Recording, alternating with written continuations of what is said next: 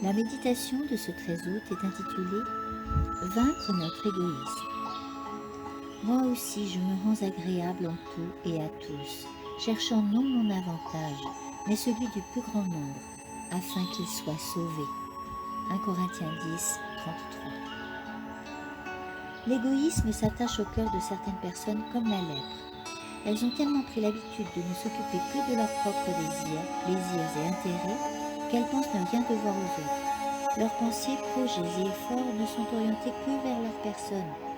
Elles n'existent que pour elles-mêmes et ne cultivent pas la bonté désintéressée, qui, si elles la pratiquaient, se développerait au point qu'elles se réjouiraient de vivre pour les autres. Cet égoïsme doit être reconnu et abandonné, car c'est un grave péché aux yeux de l'Éternel. Il faut s'exercer à manifester de l'intérêt aux autres, de sorte que nous serons en plus étroite relation avec le Christ et imprégnés de son esprit. Nous serons alors attachés à lui si fermement que rien ne pourra nous séparer de son amour. Ceux qui gardent leur sympathie pour eux-mêmes sont loin d'être enviables. Les personnes les plus heureuses et qui ont les plus grandes satisfactions sont celles qui reçoivent pour donner.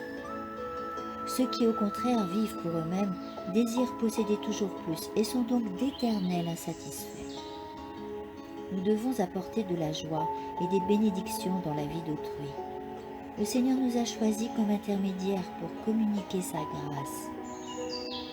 Le temps vient où la terre disparaîtra, mais les pensées, objectifs et actes des ouvriers de Dieu, bien qu'invisibles actuellement, seront dévoilés au grand jour de la rétribution finale.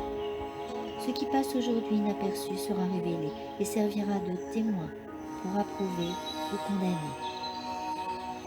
L'amour, la courtoisie, l'abnégation ne sont jamais perdus.